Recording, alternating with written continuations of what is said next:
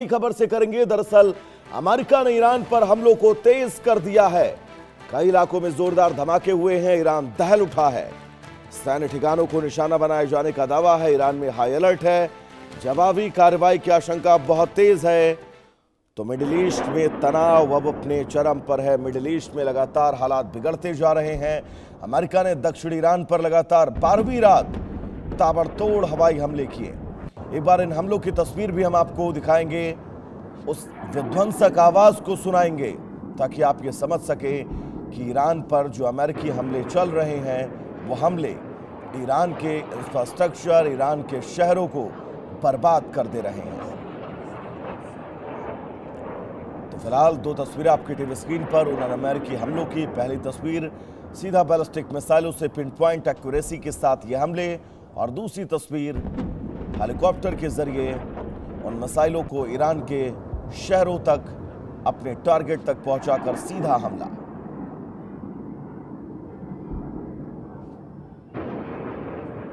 तो इन दो तस्वीरों और इस तेज आवाज के जरिए आप ये अंदाजा लगा सकते हैं कि इस वक्त हालात क्या हैं। लेकिन आप ये तस्वीर जो देख रहे हैं जिसमें एक हेलीकॉप्टर ईरान के क्षेत्र, हवाई क्षेत्र में उड़ता हुआ और ईरान पर मिसाइलें, बम बरसाता हुआ आगे निकल जाता है, और ईरान की सेल्फ डिफेंस क्षमता, उसका आप अंदाजा इस तस्वीर के जरिए लगा सकते हैं जो पूरी तरह से शून्य हो चुकी है। क्योंकि आपके हवाई क्षेत्र में, आपके शहर के ऊपर उड़कर कोई हेलीकॉप्टर आखिर कैसे इतने जोरदार हमले कर सकता है।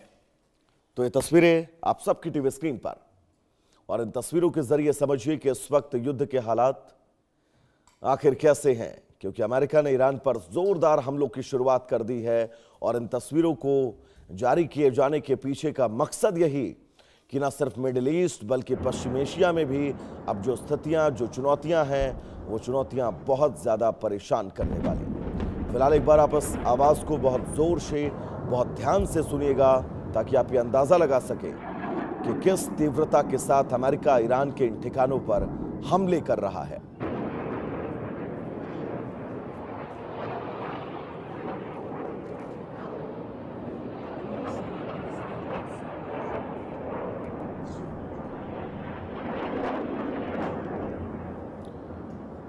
तो इस आवाज के जरिए आपने अंदाजा लगा लिया होगा कि इस वक्त हालात इन तमाम क्षेत्रों में कैसे हैं। और ईरान पर यह रात कयामत की वो रात है जिस रात का सामना ईरान को पिछले 12 दिनों से करना पड़ रहा है। ख़ामेनी का अंतिम संस्कार, और ख़ामेनी के अंतिम संस्कार के ठीक बाद ईरान पर ताबड़तोड़ अमेरिकी हमलों की शुरुआत।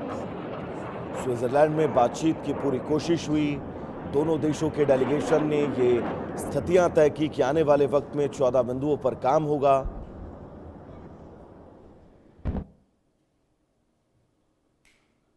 60 दिन का टाइम फ्रेम, लेकिन इस टाइम फ्रेम के बीच जबरदस्त हमले। ब्रायन हमारे साथ लगातार जुड़े हुए हैं तमाम जरूरी अपडेट्स के साथ। ब्रायन, ये 12 दिन ईरान पर किसी कयामत की रात से कम नहीं है, क्योंकि लगातार अमेरिका ने हमले किए हैं। इन हमलों को लेकर ताजा अपडेट्स क्या हैं, बताइएगा। जी बिल्कुल, देखिए अमेरिका ने लगातार 12वीं रात में भी ईरान के खिलाफ अपनी मिलिट्री कैंपेन जारी रखी। यूएस फोर्सेस ने ईरान के कई स्ट्रेटेजिक मिलिट्री टारगेट्स पर एयर स्ट्राइक की, जिसमें missile launch sites, drone bases, command centres और एयर डिफेंस सिस्टम्स को भी निशाना बनाया गया। सदर्न ईरान और पर्शियन गल्फ के आसपास भी कई जगहों पर जोरदार एक्सप्लोजन की रिपोर्ट सामने आई, जिसके बाद पूरे रीजन में सिक्योरिटी अलर्ट्स और बढ़ा दी गई है। जबकि स्ट्रेट ऑफ हॉर्मुज की बात करें, के आसपास लीगल मूवमेंट पर भी करीबी नजर बनाया हुआ है, और उसके बाद भी एक क्लोज वॉच रखा हुआ है। दूसरी तरफ ईरान ने भी अमेरिका के खिलाफ अपनी रिटेलिएशन पेश कर दी है। ईरानियन आर्मी IRGC ने भी ऑपरेशन थंडर के 21वें फेज की शुरुआत का दावा करते हुए कई कुवैत के अल दोहा कैंप में मौजूद अमेरिकन मिलिट्री बेसेस को ड्रोन से टारगेट किया। उसके अलावा अमेरिका और कुवैत ने इस अटैक किया। कितनी ऑफिशियली नुकसान कितना हुआ है, कैजुअलिटीज हुआ है, या इंफ्रास्ट्रक्चर क्या डैमेज हुआ है, अभी तक उन्होंने इसकी कंफर्मेशन नहीं की है। पर क्लियरली अगर सिचुएशन की बात करें, दोनों देशों में लगातार ये टेंस माहौल चल रहा है, जहां यूएस ने ये 12th डे है, 12th नाइट एयर स्ट्राइक है, जहां इन्होंने ईरान पे स्ट्राइक किया है। ब्रायन, अब ये समझा जाए कि पश्चिमी एशिया में और मिडिल ईस्ट में जिस जंग के दायरे को अब धीरे धीरे बढ़ता हुआ देखा जा रहा है, वो फिलहाल तो थमने वाला नहीं है। नहीं जी, बिल्कुल देखिए, क्योंकि जितना दिन जा रहा है उतनी ज्यादा अग्रेशन में अटैक्स हो रहे हैं। जैसे हम आज भी बात कर रहे हैं कि ये ट्वेल्थ नाइट अटैक है, और लगातार सेटकॉम की तरफ से, यूएस की तरफ से लगातार जो स्ट्राइक्स है वो की जा रही है, चाहे उनके जो डिपोज हो या उनके इंफ्रास्ट्रक्चर हो या एनर्जी स्ट्रक्चर्स हो। तो कई ऐसे ठिकाने हैं, कई ऐसे लोकेशन है जहां अमेरिका लगातार हमला कर रही है। यूएस सेंटकॉम से वीडियोस भी बाहर आ रहे हैं। तो कहीं ना कहीं ये जो अटैक्स है, जो अलग अलग जगहों पे अलग अलग लोकेशन से टारगेट करते हैं, वो लगातार बढ़ती हुई नजर आ रही है। और अभी सीज फायर का कोई उम्मीद नहीं दिख पा रहा है। इवन तो अगर हम कतार की बात करें या कोई और कंट्रीज की बात करें, पहल हो रही है कि सीज फायर हो जल्द से जल्द हो, पर अभी तक उस पे ना ही यूएस ना ही ईरान ने अमल किया है। ब्रायन, बिल्कुल बहुत महत्वपूर्ण जानकारी आप दर्शकों तक पहुंचा रहे हैं, लेकिन आईआरजीसी को लेकर आईआरजीसी ये कह रहा है कि वो ईरान के अमेरिका के उन तमाम सैन्य ठिकानों पर हमले जारी रखेगा जो खाड़ी देशों में मौजूद हैं। तो ईरान का बैकफुट पर न जाना इन हालातों में, जब ईरान को भी पता है कि अब उसके पास गंवाने के लिए कुछ बहुत ज्यादा नहीं बचा है। हाँ जी, बिल्कुल, जैसे ही पहले मैंने बताया था कि ईरान ने ऑब्वियसली इरानियन आर्मी जिसने ऑपरेशन थंडर की चीज का फेज शुरू कर दिया गया है। और अगर हम ईरान की इकोनॉमिक सिचुएशन की भी बात करें, इकोनॉमिकली ईरान काफी ज्यादा वीक है। उनमें डेट्स बहुत ज्यादा है, अनएम्प्लॉयमेंट चरम सीमा पर है।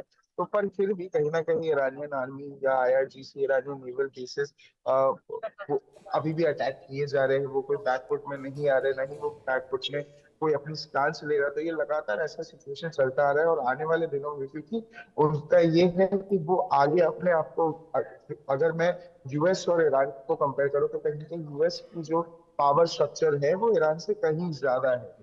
यूएस एक सुपर पावर है, पर कहीं ना कहीं ईरान ये नहीं दिखाना चाहती कि ईरान उनके सामने कमजोर पड़ रही है या हाँ, ईरान के ब्रायन, एक तस्वीर हम लेने लगातार अपने दर्शकों तक पहुंचा रहे हैं। ईरान के हवाई क्षेत्र की है, जमीन से बहुत ज्यादा ऊपर नहीं।